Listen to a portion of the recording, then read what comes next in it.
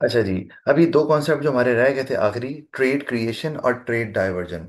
मैं इसको पहले आपको ना जनरली पहले समझा दूं, फिर हम इसकी डायग्राम भी देख लेते हैं और फिर अंडरस्टैंडिंग हम इसकी ज़रा डीप डाउन देख लेते हैं। ट्रेड क्रिएशन एक ऐसा बेनिफिट है जो ट्रेडिंग ब्लॉक की शक्ल में सामने आता है, यानी कि जो ट्रेडिंग ब्लॉक के रिजल्ट की शक्ल में सामने आता है, यानी कि ट्रेडिंग ब्लॉक हो रहा है तो उसकी वजह से ट्रेड क्रिएशन एक फायदा हो रहा है मेंबर कंट्रीज को। वो कैसे? वो इस तरह से कि अगर कोई कंट्री ज़्यादा एफिशिएंट है किसी चीज़ को बनाने में, और वो उस चीज़ क्योंकि कॉस्ट कम है तो उसको सस्ता बना रहा है और अच्छी क्वालिटी की बना रहा है, तो जब आप ट्रेड बैरियर को रिमूव कर देंगे तो वो चीज़ आपको भी उसी रेट पर अवेलेबल हो जाएगी, अगर ट्रांसपोर्ट कॉस्ट जो है वो बहुत सिग्निफिकेंट नहीं है तो आप पहले वो चीज़ आपको अवेलेबल नहीं थी, जबकि वो बना अच्छा रहा था। क्यों? जब वो मेंबर कंट्री नहीं था, क्योंकि आपने टैरिफ लगाया हुआ था। टैरिफ लग के वो चीज़ आपके मुल्क में आती थी, वो महंगी होती थी, आपके लिए वो अफोर्डेबल नहीं थी। जबकि बना कौन रहा था सस्ती? वही मुल्क। वो तो टैरिफ लगा के आप आर्टिफिशियली कीमत बढ़ा रहे थे। अब जब वो मेंबर कंट्री बन गया, ट्रेडिंग ब्लॉक का पार्ट हो गया, तो अब टैरिफ नहीं लगेगा। नहीं लगेगा तो वो चीज़ सस्ती बना रहा है, आप दूसरे मुल्कों को भी वो सस्ती मिलेगी, और वो ज़्यादा एफिशिएंट है तो उसी को बनाना चाहिए। इन एफिशिएंट प्रोड्यूसर्स को वो चीज़ नहीं बनानी चाहिए। पहले जब टैरिफ लगा हुआ था तो जो लोकल प्रोड्यूसर्स थे वो थे तो इनएफिशिएंट, लेकिन वो बना रहे थे और लोग उनसे ले रहे थे। क्यों? क्योंकि उनकी चीज़ इनएफिशिएंट होने के बावजूद सस्ती थी, और वो जो इंपोर्टेड आइटम जो दूसरा मुल्क बना रहा था वो एफिशिएंट होने के बावजूद उनके लिए महंगी थी। क्यों? टैरिफ की वजह से। तो अब चूंकि टैरिफ हट गया तो जो एफिशिएंट है वो ही बना रहा है और उसी की चीज़ों को लोग कंज्यूम कर रहे हैं। तो ये है बेनिफिट जिसे ट्रेड क्रिएशन बोलते हैं। तो इसमें क्या लोगों का फायदा भी हो रहा है, कंट्रीज का भी फायदा हो रहा है, और रिसोर्सेज का बेस्ट यूज हो रहा है, जिसमें वो अच्छे हैं वही बना रहे हैं, और वो आगे लोग कंज्यूम भी कर रहे हैं। अब इसको हम जरा, अच्छा, इसी तरह ट्रेड डाइवर्जन को भी समझ लें कि वो क्या चीज़ है, फिर मैं इसकी तरफ आ जाता हूँ। ट्रेड डाइवर्जन एक डिसएडवांटेज है, ठीक है, एक ड्रॉबैक है, again resulting from trading block. जब आप ट्रेडिंग ब्लॉक को की फॉर्मेशन होती है तो ट्रेड डाइवर्जन एक डिसएडवांटेज के तौर पे सामने आता है। कैसे? वो इस तरह कि आप लोग के एक कंट्री जो कि चीज़ें आप अच्छी बना रहा था, एफिशिएंट था, लेकिन आपने उस पर टैरिफ लगा दिया। मैं एग्जांपल चलो आपको देता हूँ कि एक दो कंट्रीज थे, ताकि आपको समझ आ जाए। दो कंट्रीज थे, ए और बी, ठीक है, और आपके पास एक सी कंट्री था। सी कंट्री ए से भी ले रहा था और बी से भी ले रहा था। ए जो है वो चीज़ बना रहा था 10 रुपए की, और बी जो है वो चीज़ बना रहा था 25 रुपए की, ठीक है। तो ऑब्वियसली बात है, ए ज़्यादा एफिशिएंट है तो ए से ही लेना बनता है। हुआ क्या कि सी और बी जो है, इनके दरमियान ट्रेडिंग ब्लॉक बन गया। ट्रेडिंग ब्लॉक, ठीक है। जब ये बना तो जारी बात है, आप वो 10 रुपए की बना रहा था, वो 25 की बना रहा था, और आपने दोनों पे टैरिफ लगाया हुआ था सेम, ठीक है। तो इसका मतलब है कि ये चीज जब आपके पास आ रही थी लट से, तो ये 20 रुपए की हो रही थी, एग्जाम्पल है पहले। ये है बिफोर फॉर्मिंग ट्रेडिंग ब्लॉक। ये जब आ रही थी तो ये लट से हो रही थी 45 की, ठीक है, हम ज्यूम कर रहे हैं। तो जारी बात है, आप वही ले रहे थे, कौन सा? ए वाला जो हमें नजर आ रहा है। अच्छा, मैं ना इसको थोड़ा सा कम कर देता हूँ ताकि ना वो हमारे लिए एग्जाम्पल आसान हो जाए। 1 मिनट, मैंने बहुत ज़्यादा डिफरेंस डाल दिया। मैं इसको कर देता हूँ। अच्छा, एक, जी, मैं इसको कर देता हूँ जी 15, ठीक है। इस पे भी टैरिफ लग रहा था, वो 20 की हो गई, ये 25 की आ रही थी। जारी बात है, तो सी जो है वो ए से ले रहा था। जब सी और बी में ट्रेडिंग ब्लॉक आया, बना, तो बी पे टैरिफ खत्म हो गए। तो अब जब बी पे टैरिफ खत्म हो गए, तो अब बी जो है वो 15 की ही सी को देगा, यानी कि सी के लिए बी से लेना सस्ता है, क्योंकि ए से तो वो 20 की मिल रही है, कोई टैरिफ वहीं का वहीं है। लेकिन सी से उसको अब 25 के बजाय 15 की मिल रही है, क्योंकि टैरिफ हट गया। तो अब सी के लिए, अब सी जो है वो बी से लेगा।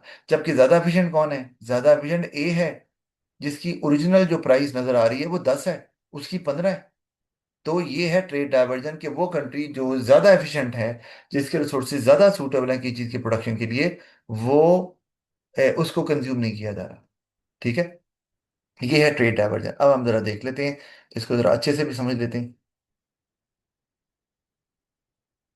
अम, ये ऊपर से चलते हैं यहाँ से। ये ट्रेडिंग ब्लॉक आ गया, ये ट्रेड क्रिएशन यहाँ पे आ गई। अब जरा मैं आपको डायग्राम दिखाता हूँ, फिर ऊपर जो हाईलाइट किया हुआ वो भी समझा देता हूँ। अभी आप समझें कि आपके पास डोमेस्टिक सप्लाई है मुल्क के अंदर, जो प्रोड्यूसर्स हैं लोकल, और आपके पास डोमेस्टिक डिमांड है, जो लोग डिमांड कर रहे हैं। अच्छा, अभी इस तरह है कि हम चूंकि ट्रेड क्या कहते हैं, क्रिएशन पढ़ रहे हैं, जो कि एक एडवांटेज है। तो हो क्या रहा है कि अभी ओरिजिनल प्राइस पी है, ठीक है। वैसे तो इक्विलिब्रियम यहाँ आ रहा है, वो आपको मैंने बताया था, लेकिन वो इंपोर्ट्स चूंकि सस्ती हैं, वो प्राइस इतनी चार्ज कर रही हैं। तो इतनी प्राइस पे प्रोड्यूसर तो इतना, डोमेस्टिक प्रोड्यूसर इतना सप्लाई करने के लिए तैयार होंगे। लेकिन डिमांड कितनी है? डिमांड है जीरो से लेके आपकी क्यू तक। डिमांड, डोमेस्टिक डिमांड है जीरो से क्यू तक, नजर आ रहा है आपको? यहां तक है ना डिमांड, यहां तक। और जो जीरो से लेके क्यू तक डिमांड है, वो डोमेस्टिक सप्लाई से कितनी पूरी हो रही है? वो हो रही है जीरो से लेके क्यू ए तक। ठीक है, ये भी समझ आ रही है आपको? ठीक है, जो मैंने ऊपर पॉइंट आपको बताया। तो जीरो से लेके क्यू वन तक आपकी डिमांड है, और इसमें से डिमांड जो है वो domestic producers zero Q A produce कर रहे हैं, और वो सेटिस्फाई कर रहे हैं, पूरी कर रहे हैं। तो बाकी क्या बच गई? बाकी ज़ाहिर बात है, जीरो से लेके क्यू वन तक डिमांड थी, तो जीरो से लेके क्यू थ्री तक तो कवर हो गई, यहां तक तो कवर हो गई। ठीक है, आगे जो आपने कवर करनी है, ऊपर से हम कहते हैं, अगर यहाँ कहाँ तक? क्यू तक। तो वो बच गई ना, कहाँ से लेके? क्यू थ्री से लेके क्यू तक। ये वाली फिर आपकी इंपोर्ट से कवर होगी, ये वाली डोमेस्टिक सप्लाई से, और ये वाली इंपोर्ट से। ठीक है। अच्छा, अब और आपको नजर आ रहा है कि जो डोमेस्टिक प्रोड्यूसर्स हैं वो कम एफिशिएंट हैं, वो इतने एफिशिएंट नहीं है इस चीज को बनाने में, जो भी चीज है। कैसे पता चल रहा है भला, को बताएगा मुझे? कैसे पता चल रहा है कि जिस मुल्क से इंपोर्ट्स आ रही हैं वो मुल्क ज्यादा एफिशिएंट है कंपेयर टू डोमेस्टिक प्रोड्यूसर्स? को बताएगा मुझे? नहीं। सर वो कम प्राइस में मिल रहे हैं। वो कम, जाहिर इंपोर्ट जो है, आप देखो इक्विलिब्रियम तो यहाँ आ रहा है, ठीक है।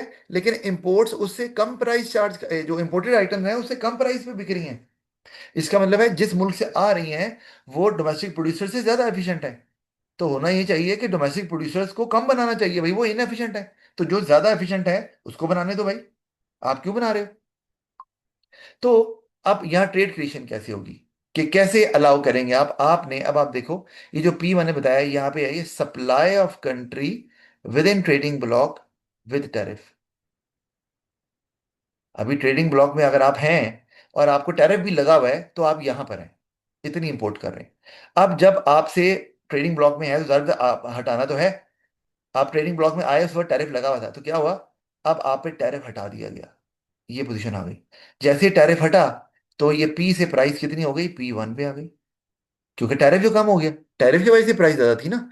और टैरिफ का असर सिर्फ जो आपकी वर्ल्ड सप्लाई है या इंपोर्टेड जो इंपोर्ट्स आ रही है उस पर पड़ेगा, डोमेस्टिक सप्लाई पे नहीं पड़ेगा। जो रेड वाला कर्व है उस पर नहीं पड़ेगा। क्यों? क्योंकि टैरिफ जो है वो डोमेस्टिक गुड्स पे थोड़ी लगता है, वो तो इंपोर्ट्स पे लगता है। तो उसी की बात करेंगे। वो हमें नजर आ गया, वो बढ़ गया, वो राइट पे शिफ्ट हो गया ना, यही होगा टैरिफ कम होने से। अब आप गौर करो, अब जो है वो डोमेस्टिक डिमांड कितनी है? अब आप पी वन प्राइस पे डोमेस्टिक डिमांड देखो, वो जारी है यहां तक, ठीक है। यानी कि क्यू वन, जो मैंने क्यू वन पहले लिख दिया वैसे, वो क्यू तक था पहले, जो डिमांड थी वो कहां तक थी? क्यू तक। अब डिमांड कितनी हो गई? क्यू वन तक चली गई, क्योंकि प्राइस जो कम हुई। तो अब लोग जो हैं वो ज्यादा ले पाएंगे, अब डिमांड पूरी कर पाएंगे इम्पोर्ट से, इम्पोर्ट से। जीरो से लेके क्यू वन तक, पहले जीरो से लेके क्यू तक थी ना, ये जीरो से लेके क्यू तक पहले थी। अब डिमांड हो गई जीरो से लेके क्यू वन तक, डिमांड बढ़ गई प्राइस कम होने से। अब जीरो से लेके क्यू वन तक डोमेस्टिक प्रोड्यूसर कितनी करेंगे? वो इतनी। यानी कि डोमेस्टिक प्रोड्यूसर्स पहले कहां पर थे? यहां पे। तो उन्होंने अपनी सप्लाई कम कर दी क्योंकि वो इनएफिशिएंट पहले भी थे। अब प्राइस और कम हुई है, तो वो क्या हम वो उन्होंने और कम कर दी क्योंकि वो उतनी प्राइस पे बेचना उनके लिए मुश्किल हो रहा है, वो नहीं बेच पा रहे। ठीक है। तो ये अब क्या होगा इससे कि डोमेस्टिक प्रोड्यूसर्स पहले जीरो से लेके क्यू ए तक दे रहे थे, अब वो सिर्फ जीरो से लेके क्यू बी तक दे रहे हैं, यहां तक बस। इसका मतलब है वो प्रोड्यूसर जो इनएफिशिएंट है, अब उसकी प्रोडक्शन कम हो गई है, उससे नहीं खरीदा जा रहा। ठीक है। और अब क्यू बी से लेके तो क्यू वन तक अगर हम देखें, क्यू बी से लेके क्यू वन तक जो अब कौन डिमांड कैसे सेटिस्फाई करेंगे, इंपोर्ट से। तो इंपोर्ट जो है वो यहां से लेके यहां तक, अब इतनी हो गई इंपोर्ट क्यू बी से क्यू वन तक बढ़ गई, यानी कि अब उस कंट्री से ज्यादा लिया जा रहा है, कंज्यूम किया जा रहा है जो ज्यादा एफिशिएंट है। तो ये है ट्रेड क्रिएशन के, जो एफिशिएंट है उसी को अलाउ करना चाहिए कि वो बनाए और वो बेचे। ठीक है जी। अच्छा, अब इसमें थोड़ा सा हम और चीजें भी समझ लेते हैं। मैं जरा इसको थोड़ा रिमूव करूं, और तरह से भी इस फायदे को हम समझ लेंगे। तो हमने जनरली समझ लिया, ठीक है, आपको उम्मीद है समझ आ गई होगी। एक मिनट बस, मैं इसको, ये जरा टाइम ले लेता है थोड़ा सा।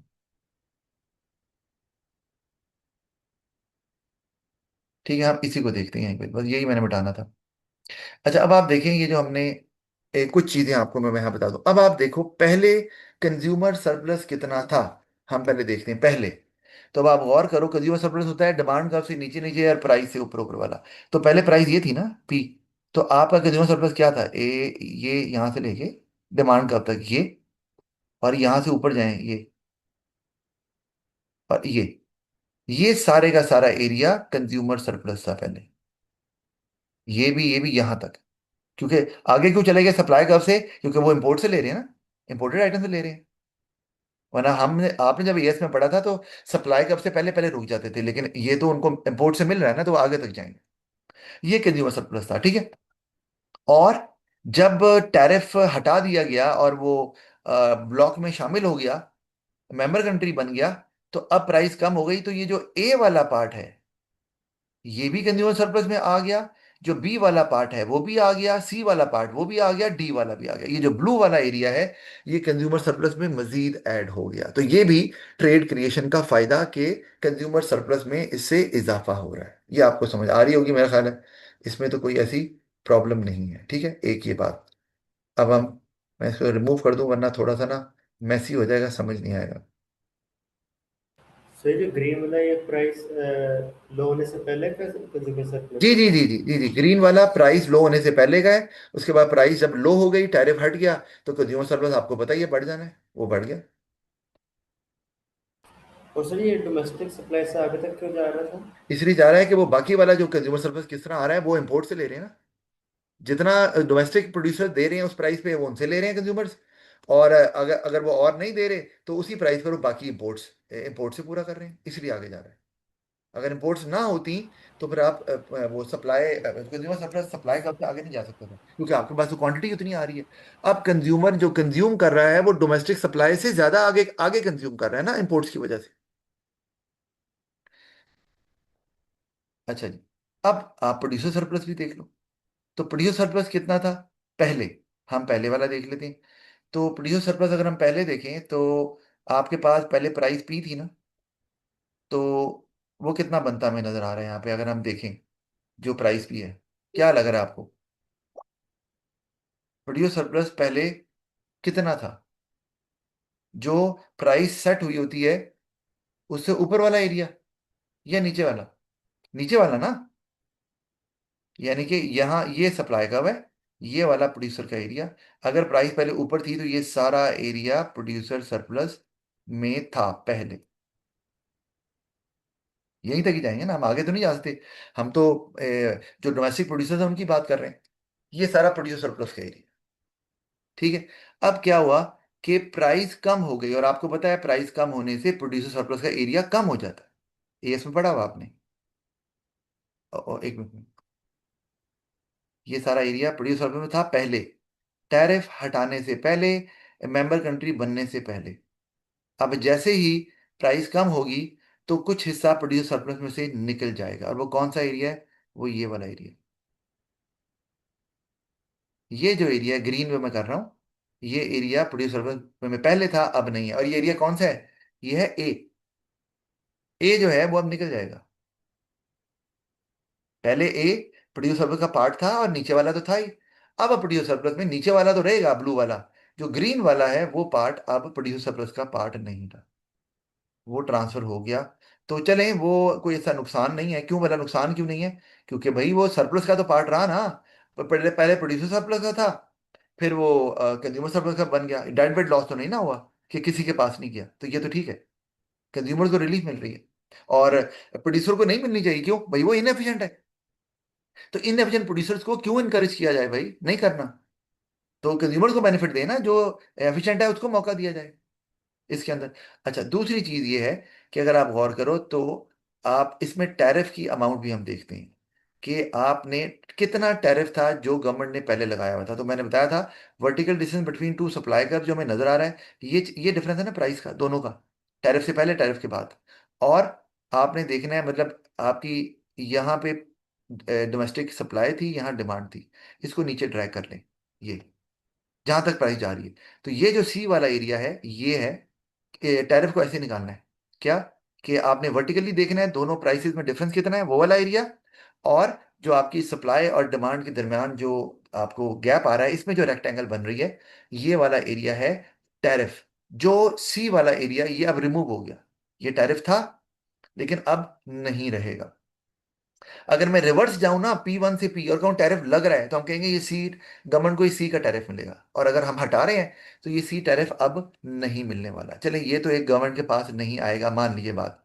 लेकिन आएगा क्या? फिर फायदा क्या हो रहा है? प्रोड्यूस सरप्लस कंज्यूमर सरप्लस में कन्वर्ट हुआ, टैरिफ जो है वो खत्म हो गया, और आपके पास ये दो बी, एक ये वाला और ये डी, ये दोनों गेन हो गई आपके पास, वेलफेयर गेन, कंज्यूमर का फायदा, वेलफेयर गेन हो रही है ये दोनों बी और डी आने से। वो कैसे? वो इस तरह से, क्योंकि ये वो हिस्सा है जो पहले इंपोर्ट से कवर नहीं हो रहा था, अब बी और डी जो है ये इंपोर्ट से कवर हो रहा है, ठीक है। तो इससे फायदा ये दोनों, वरना अगर आप टैरिफ लगाएंगे तो ये डेड वेट लॉस बनेगा। ये दोनों जो है ये डेड वेट लॉस बनेंगे अगर टैरिफ लगा होगा, तो बी और डी दोनों। क्यों? क्योंकि भाई ये आप प्राइस और कम हो सकती थी, आप इनएफिशिएंट प्रोड्यूसर को दे रहे हैं बनाने के लिए और उससे ले रहे हैं एफिशिएंट जो प्रोड्यूसर है उसको डिस्करेज कर रहे हैं। तो ये अब क्या होगा कि इससे जो बी वाला एरिया है और डी वाला, ये दो चीज़ों से हुआ है। एक, आपकी जो ओवरऑल अगर हम देखें जो डोमेस्टिक प्रोड्यूसर्स की सप्लाई थी वो कम हो गई, ऐसे ही हुआ ना। वो प्रोड्यूसर जो इनएफिशिएंट हैं उनकी प्रोडक्शन कम हो गई, यही हुआ है, ठीक है। तो वो एक तो आपको गेन यहां से हुई है, और दूसरा कंजम्पशन जो आपकी बढ़ गई वो आपको गेन हुआ है। तो दो गेन्स हुई हैं। मैं आपको यहाँ दिखा देता हूँ। ये जो डोमेस्टिक प्रोड्यूसर यहाँ से यहाँ गया, ये यहाँ से नहीं, सॉरी, एक मिनट,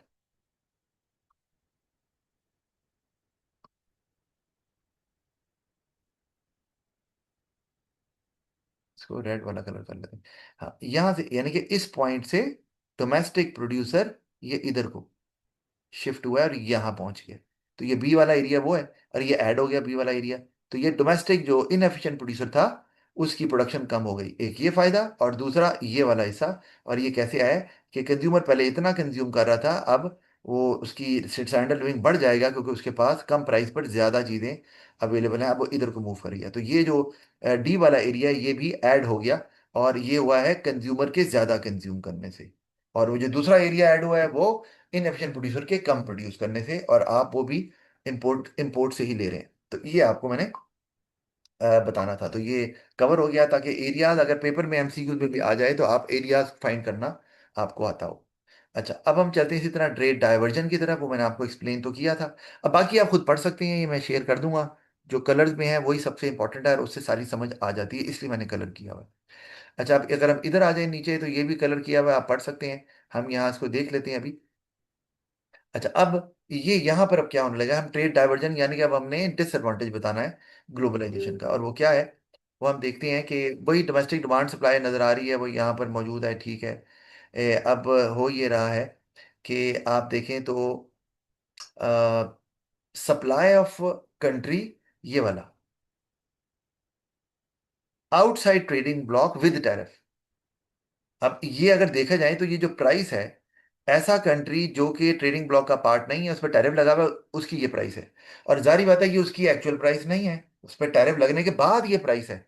ठीक है। और वो हो सकता है, वही हमने बात की है कि वो एफिशिएंट हो ज्यादा। यही बात की थी ना।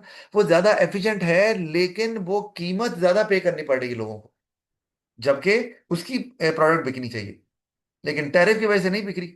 और जो मेंबर कंट्री है, ठीक है, जो उतना एफिशिएंट नहीं है, वो कम पे बेच रहा है लोगों को। वो ज्यादा वो क्या कहते हैं उसे, ज्यादा लोअर प्राइस पर वो चीज मिल रही है। ठीक है। अब ये देखें, ये आपके पास, ये जो अब मैं बताता हूं कैसे, अब आप गौर करो इन दोनों में। Supply of country outside trading block without tariff, यानी कि अगर टैरिफ ना लगे तो वो कंट्री P2 पर आराम से बेच सकता है, लेकिन टैरिफ लगने से उसको P पर बेचनी पड़ रही है। ठीक है। तो ये टैरिफ है ना सारा, ये सारा टैरिफ है। अभी मैंने बताया टैरिफ निकालना कैसे। ठीक है। इसमें टैरिफ कैसे आया होगा ये यानी कि आपके पास यहाँ अगर इस प्राइस पे बेच रहे हैं और ये प्राइस है साथ, आपने टैरिफ लगाया है, असूलन तो वो नीचे तक, अगर हम इसको लेकर जाएं वर्टिकली, कैसे, वर्टिकल डिस्टेंस, और जो बीच में रेक्टेंगल आपकी अभी बनी गई है, अभी हम ले लेते हैं इसको, ये सारा एरिया, ये टैरिफ है।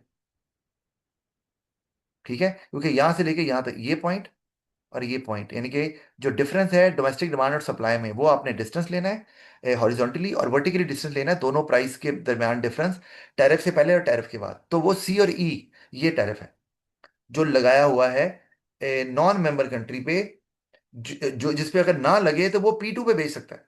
तो नहीं बेच पा रहा ना, इसका मतलब है ये नुकसान है। अच्छा, और वो देखो जो मेंबर कंट्री है उसकी तरफ बात देखो, वो क्या कर रहा है, उस पर तो टैरिफ नहीं लगा हुआ। ठीक है। तो अब supply of another member country, अब जाहिर है मेंबर कंट्री है तो उस पर टैरिफ तो नहीं लगा, वो कितने की बेच रहा है, P1 पे, वो बेच रहा है P1 पे। इसका मतलब है कि उस पर टैरिफ नहीं लगा हुआ तब भी P1 पे बेच रहा है। और वो जो नॉन मेंबर कंट्री है, उस पर अगर टैरिफ ना लगे तो वो P2 पे बेचेगा। इसका मतलब है नॉन मेंबर कंट्री ज्यादा एफिशिएंट है, ये वाला कंट्री ज्यादा एफिशिएंट है जिस पे टैरिफ लगा हुआ है, लेकिन वो बेचारा उतने पे बेच नहीं पा रहा। और वो जो इनएफिशिएंट है ज्यादा, ये वाला कंट्री, उसकी चीजें ज्यादा बिकेंगी। अब आप देख लो कि वो कैसे। अब आप P1 पे देखो, अब जब P1 प्राइस पे वो बेच पा रहा है, तो वो जो P2 प्राइस है वो कौन लेगा, यानी कि ये जो नॉन मेंबर कंट्री है जो ज्यादा एफिशिएंट है, वो तो P2 पे बेचेगा बेचारा टैरिफ की वजह से। तो उससे कौन लेगा, कोई भी नहीं। तो वो इसका मतलब है कि फिर वो जो मेंबर कंट्री है P1 पे बेच रहा है, उसी से लेंगे यहाँ पे ये। ठीक है, P1 पे ही लेंगे। अच्छा, P2 प्राइस तो पॉसिबल ही नहीं है, वो तो होता तब अगर टैरिफ ना लगा होता, वो तो लगा दिया। तो अब आपकी जो डिमांड है वो इतनी है। ठीक है, इतनी डिमांड है आपकी Q1 तक, और यहाँ पे डोमेस्टिक प्रोड्यूसर जो है वो जीरो से लेके QB तक दे रहे हैं, ये समझ आ रही है, वो तो चलो हमें समझ आती है। और QB से लेके Q1 तक कौन दे रहा है, वो मेंबर कंट्री। Q B से Q1 तक मेंबर कंट्री दे रहा है आपको। ठीक है। अब यहाँ पे ये मसला आ गया कि भाई आपको तो नॉन मेंबर कंट्री से लेना चाहिए था, और यहाँ पर आप अगर नॉन मेंबर कंट्री से लेते तो आपके पास ये वाला एरिया भी आ जाता, ठीक है, वेलफेयर में, और ये वाला एरिया भी आ जाता फिर वेलफेयर में, फिर ये भी एरिया आ जाता, और ये भी एरिया आ जाता, लेकिन ये एरिया नहीं आया हमारे पास। ठीक है। अब हुआ क्या, अब आपके पास जो BOD ऐड हो रहे हैं, हो तो रहे हैं ना BOD, BOD वही वेलफेयर गेन, उसी तरह ना नीचे आया, वो ऐड तो हो रहे हैं, लेकिन C और E जो टैरिफ है वो कहीं ज्यादा है। यानी कि गवर्नमेंट को जो टैरिफ से रेवेन्यू आता था वो जितना जा रहा है, उतनी वेलफेयर गेन नहीं हो रही। तो ये ट्रेड डाइवर्जन है भाई, अगर गवर्नमेंट रेवेन्यू कम कर रही है तो उतना बेनिफिट भी तो होना चाहिए, वो नहीं हो रहा। क्यों, क्योंकि अगर वो टैरिफ छोड़े, अगर मेंबर कंट्री को हटा दें, तो फिर उतना फायदा हो जाए, उससे ज्यादा फायदा होगा। कैसे, फिर ये जो ग्रीन वाले एरिया मैंने दिखाए हुए हैं, बी में ये भी आ जाएंगे, और डी के अंदर भी ये एरिया आ जाएगा, अगर आप उस कंट्री से लेंगे जो ज्यादा एफिशिएंट है। उस पर टैरिफ ना लगाए, नॉन मेंबर कंट्री पे लगा दिया ना, तो लगा दिया तो अब ये कि उससे टैरिफ फिर भी नहीं आ रहा, आपने नॉन मेंबर कंट्री पे टैरिफ लगाया C और E, आ कोई नहीं रहा वो टैरिफ। क्यों, आप कहें क्यों, क्योंकि वो जो मेंबर कंट्री है वो तो P1 पे बेच रहा है। तो वो C और E टैरिफ तो तब आएगा ना जब P2 पे को खरीदेगा। P2 आपने उसकी प्राइस कर दी टैरिफ लगा के, और मेंबर कंट्री जो है उसको अलाउ कर दिया बगैर टैरिफ के P1 पे बेच। तो हर कोई तो P1 पे लेगा, P2 पे तो कोई लेगा ही नहीं। तो फिर उस कंट्री से जो ज्यादा एफिशिएंट है, जिस पे टैरिफ लगा हुआ है C और E, उससे कोई नहीं लेगा। इसका मतलब टैरिफ भी गया। और वो जो आपको बी के नीचे ग्रीन वाला एरिया नजर आ रहा है, जो कि आपके क्या कहते हैं, कंज्यूमर्स को फायदा देना था, क्योंकि आपका जो इनएफिशिएंट प्रोड्यूसर है वो और कम हो जाना था, वो नहीं होगा। दोनों इनएफिशिएंट है ना। जो मेंबर कंट्री है वो भी इनएफिशिएंट है, जो डोमेस्टिक सप्लाई प्रोड्यूसर है वो भी इनएफिशिएंट है। तो उसको भी मौका मिल रहा है। और कंज्यूमर की भी जो कंजम्पशन है वो बढ़नी थी, वो भी उतनी नहीं बढ़ सकी जितनी बढ़नी चाहिए थी। यानी कि कंज्यूमर ने भी यहां से मूव करते हुए वो यहां तक आ सकता था, इस पॉइंट तक वो नहीं आ पाया। सॉरी, प्रोड्यूसर जो इनएफिशिएंट थे डोमेस्टिक सप्लायर में, वो उसको यहां तक प्रोडक्शन कम करनी चाहिए थी, ठीक है, वो नहीं की। और कंज्यूमर को भी यहां से मूव करते हुए, यहां से नहीं, ये इस पॉइंट से मूव करेंगे इधर को, और नीचे मूव करते करते यहां तक आना चाहिए था कंज्यूमर को, वो भी नहीं आ सका। तो इसका मतलब वो जो ग्रीन एरियाज हैं दोनों के, वो अब वेलफेयर गेन का पार्ट नहीं बने। और एक्चुअली देखा जाए तो वो वेलफेयर लॉस हो गया आपका। बहरहाल हम वो उसको नहीं बोलते, ये तो मैंने आपको समझाने के लिए एडिशनल बताया, हम उसी को लेते हैं कि B और D जो वेलफेयर गेन हुई है आपको डोमेस्टिक प्रोड्यूसर के मुकाबले में, वो तो हुई है, वो डोमेस्टिक प्रोड्यूसर तो थे ही इनएफिशिएंट। लेकिन जो इंपोर्ट्स आ रही थी आपको, उसमें एक कंट्री ज्यादा एफिशिएंट था, आपने उसको नहीं लिया। तो B और D से जो वेलफेयर गेन आ रही है, वो आपके जो टैरिफ का लॉस हो रहा है आपको, उसको कवर नहीं कर रहे। तो ये है सारी कहानी। और अब ये लिखा भी ऊपर मैंने हाईलाइट किया हुआ है इसको, तो आप इसको देख भी सकते हैं। कोई सवाल हुआ तो अभी भी पूछ सकते हैं, या फिर बाद में पूछ लीजिएगा। रिकॉर्डिंग तो मैंने की हुई है। सर, सर P2 पे क्यों नहीं खरीद सकते हैं हम? जी, क्या चीज? आपने कहा था कि P2 की प्राइस पे नहीं हम खरीद सकते। जी जी बिल्कुल, क्योंकि P2 की प्राइस तो टैरिफ लगने के बाद हुई है ना। तो वहां पर कोई क्यों ले, कोई जो यहाँ के लोकल लोग हैं, जो डोमेस्टिक डिमांड है जिनकी, वो P2 पे क्यों लेंगे जब एक कंट्री से P1 पे मिल रहा है, जो मेंबर कंट्री है। क्या ख्याल है आपका? सर लेकिन P2 पे तो लाइक कम प्राइस से मिल रही है हमें। वो नहीं बेटा, क्या हो गया, कौन सा, अच्छा अच्छा। अ, अच्छा सॉरी सॉरी, वो मेरी गलती, मेरी गलती। हाँ वो P2 नीचे है, मैं ऊपर समझ रहा था। हाँ, P2 नीचे, P2 पे आप क्यों नहीं आ पा रहे? क्योंकि P2 वो प्राइस है जो वो नॉन मेंबर कंट्री चार्ज करेगा अगर उस पर टैरिफ हटा दें। तो वो, क्योंकि वो ज्यादा एफिशिएंट है, तो वो उसकी प्राइस P से P2 पे चली जाएगी। लेकिन चूंकि गवर्नमेंट टैरिफ नहीं हटा रही, क्योंकि आपने ब्लॉक बनाया हुआ है और आपने कहा है नॉन मेंबर कंट्री पे टैरिफ लगेगा, तो वो आपकी प्राइस P2 से उस कंट्री की P पे चलेगी। लोगों को P पे अवेलेबल है वो, तो P2 पे तो नहीं आएगा ना वो। ठीक है, ओके। हाँ, अगर वो भी मेंबर कंट्री बन जाए तो हो सकता है, लेकिन हमने यहाँ वो दिखाना नहीं ना था। हमने तो ट्रेड डाइवर्जन दिखानी थी कि नुकसान हो रहा है इसमें। तो ये आपको पेपर में आ भी सकता है, तो ये डायग्राम अच्छे से आप बना भी लें, याद भी कर लें, और आपको एरियाज हाईलाइट करने आना चाहिए। आज के लिए इतना ही। और फिर हम अब आगे आपको कल बताता हूँ कि क्या करना है हमने। खुदा हाफिज।